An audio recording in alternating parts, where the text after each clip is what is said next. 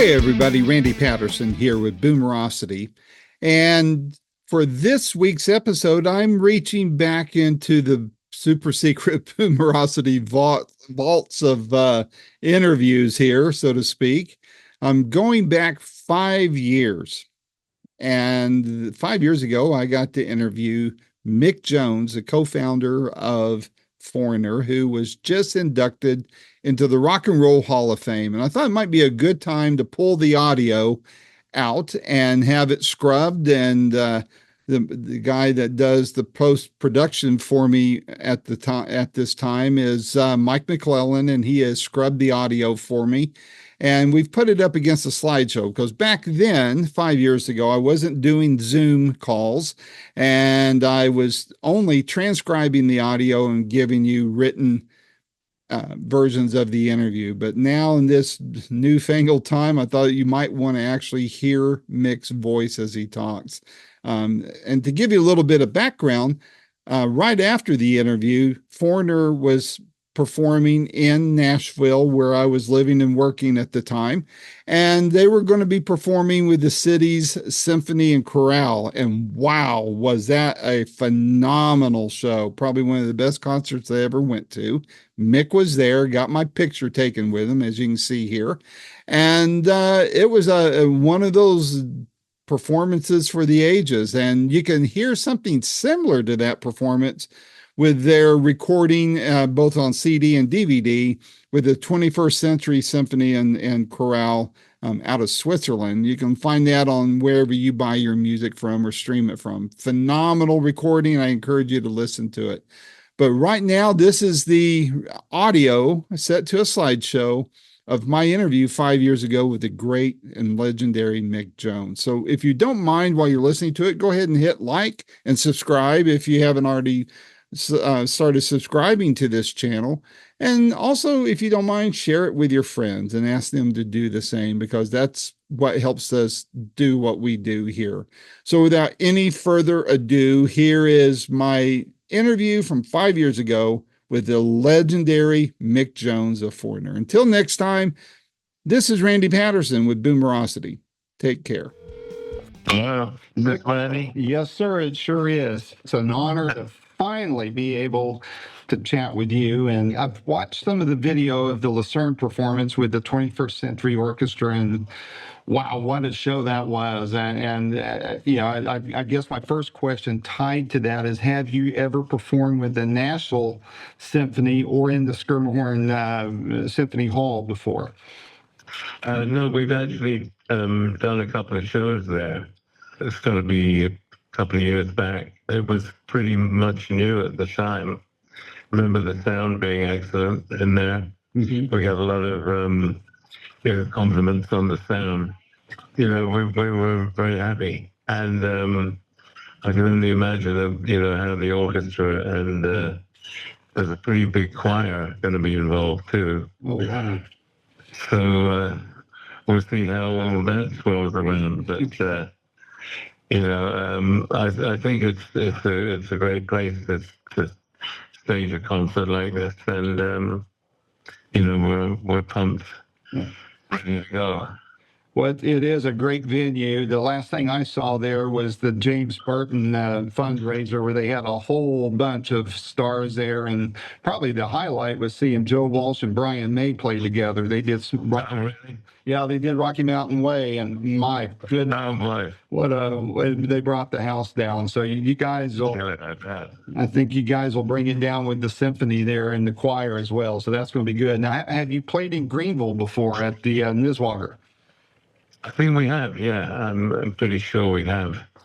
Sometimes I recognize the city, but not the name. Yeah. All vice versa. That's a good venue. I saw Steve Lukather there with Toto last year, and the acoustics are good stage. You guys will enjoy that one as well. That's a good place to play. But well, what can we have it being for a few days? Just watch out for the moonshine, my friend. Okay. Or at least get good moonshine. So what can fans expect from the shows like the Nashville show, as well as the non-orchestral shows during this tour?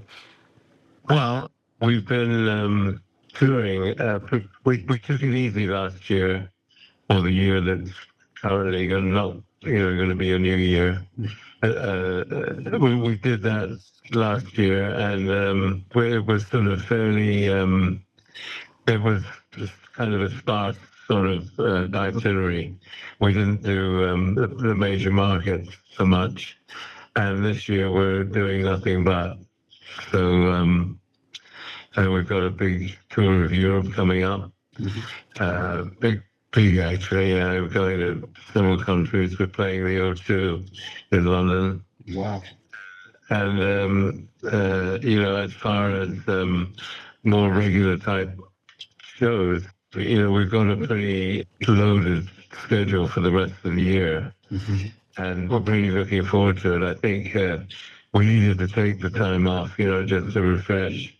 And really, I think from the view of the audience, we've done 2 or 3 major summer tours and amphitheater tours this last few years, and so we kind of went through a little bit, then and this is the comeback. So as far as the shows are concerned themselves, it's been kind of quite a learning experience working with the orchestra, and I've worked very closely with the arranger and actually the master cellist. His name is Dave Egger, and we've worked together on the arrangements, and just from time to time we get together and just refresh them, and it's worked remarkably well, going to these cities and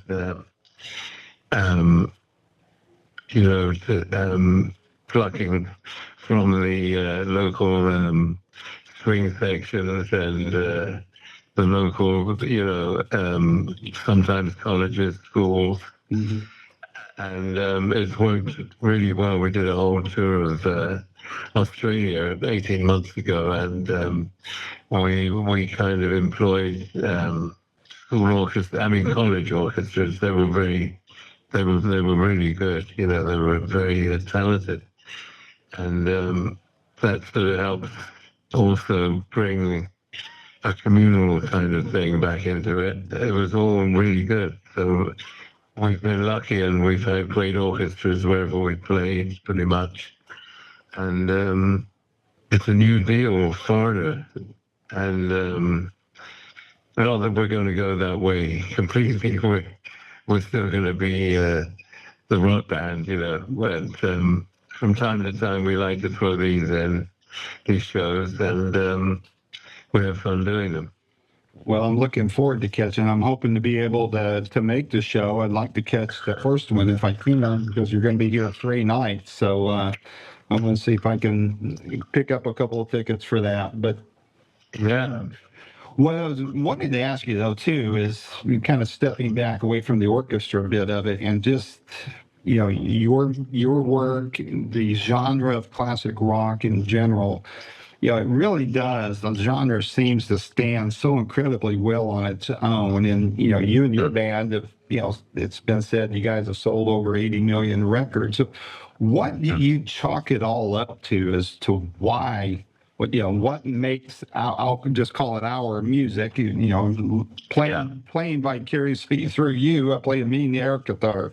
So, but what do you chalk it up to that makes it stand so well and stand the test of time? Well, I think obviously the songs have a fair amount to do with it. I think the artistry, perhaps, the band has an identity musically. We were never a band to go out and be individual personalities so much as being a band, and always, I think we've managed to keep up a standard, the quality in the songwriting and also in the performance. And now with the lineup as it is, and with Kelly Hansen, we've expanded to a very exciting kind of stage live show, and it's just remarkable, with the recognition we still have, and you see younger folk in the crowd, and they're singing the words of the songs, even younger, 10-year-olds. Yeah. And, it's like, Jesus, what's going on here? And it's great. It's very gratifying. There is a somehow, I never thought I'd be doing that, doing this at this time in my life, but I'm very grateful that I've been allowed to follow this dream and still doing it. Still having a ball, and the fact that the band, I think you'll probably see if you haven't seen it for a while, the band is really in tip-top shape, and it's a great show. It's very exciting, and so we've sort of completed what I've envisaged as originally as the band of my dreams, in other words.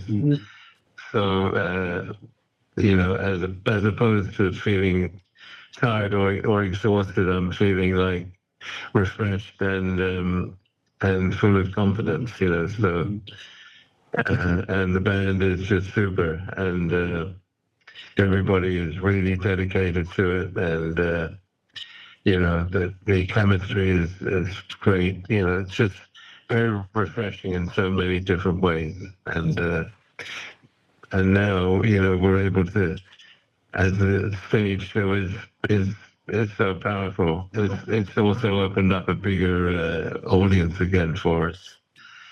So that's a good thing, and it's nice to play in the big places again. So Yes. yeah. Well, I've seen you in, I think you were with the band when they played Dallas 7 years ago. I thought you have the amphitheater there. And then you were not with them when they played in Knoxville, I don't know, 3 years ago, 3 4 years ago. And so you weren't on that tour that time. But each time, though, was fantastic. I'm hoping, like I said, to be able to catch you guys this time next month for one of the three shows. But two more questions for you, because I know we've just got a few more minutes. I want to be respectful of your time. So I'll give you both questions, and you can gauge the timing on how you answer them there. First of all, the first one is a kind of a two-part question. Do you think the music business is broken? And if so, if you were made the music czar, what would you do to fix it? And then I know this last one you've been probably asked at least a couple million times, and that is, when you step off the tour bus of life up at the great gig in the sky, how do you hope to be remembered, and what do you hope your legacy will be? Okay, let's do the last one first. Okay. Well, whenever that day comes, and I hope it's a long way off. Me too. I'm having too much fun, but it inevitably will, and obviously, I'd like to be remembered as a decent guy, and somebody who had a bit of a clue about writing songs, and having brought a few classic songs and put them in the in wherever they're stored up there, and songs that have actually reached people and have had an emotional effect on them, or have been of some help during dark times and happy times too. So I just feel that I've just been very fortunate to be able to do that, to be able to express myself and be successful at it too. Good deal. And the music business. That's right. Yeah. Well, the music business is almost like it's gone back to the beginning, with singles, pretty much, people concentrate on singles more than they do on albums these days. Mm-hmm. And I think the general quality suffers a bit because, the career building is very much different these days and very much more difficult. It's a jungle out there, really, and it's sort of out of control in a way. Like everybody's got some way of recording something and putting it down on and there's just so many people and so much, product out there. A lot which is good. There's some cool bands around, and as much as that goes, I think the thing is you don't have qualified people in the record companies who the old meaning of A&R was arranging and recording, Mm-hmm. and there aren't that many people who really have the experience or the know-how to make great records. And I don't think it's a shortage of musicians. I think it's just a shortage of teachers or people to the up and coming musicians can work, or be influenced by to a certain extent. Mm-hmm. And as far as a solution, I don't know. It's become a very greedy business, like a lot of things have in this day and age, and it's all money motivated. Not that it was not before, but it's so stifling for kids who want to get a record contract and discover that they have to give half their life away to do that. It's a little obscene, I think, and but it's as I say, there aren't enough people with the wisdom and the savvy to be able to nurture the artists and really advise them in a useful way. I agree. There's a book that's out that you might be interested in, Mick. I mean, not that you need any insight into the music business, but it'd be interesting to someday hear your opinion of it. And it's a book that just came out a couple months ago called Rockonomics, and it was written by an economist that had served under Obama and Clinton. Yeah, the book came out in June, and unfortunately, he killed himself in March. So I was hoping to be able to. But the book is amazing, and so if you read it, I'd sure love to talk to you about it sometime just to get your thoughts on it. But anyway, I appreciate you making the time to talk to me, Mick. It's been a huge thrill for me, and like I said, I hope to be able to catch your show in next month with the symphony here, and maybe if I can, maybe I can swing by and shake your hand and thank you for meeting with me. Absolutely. And but listen, you have a good rest of the day, and we will see you next month. Okay, man. Thanks very much. Take care. And hopefully we'll see you there. Yes. Thank you. Okay. Bye for now.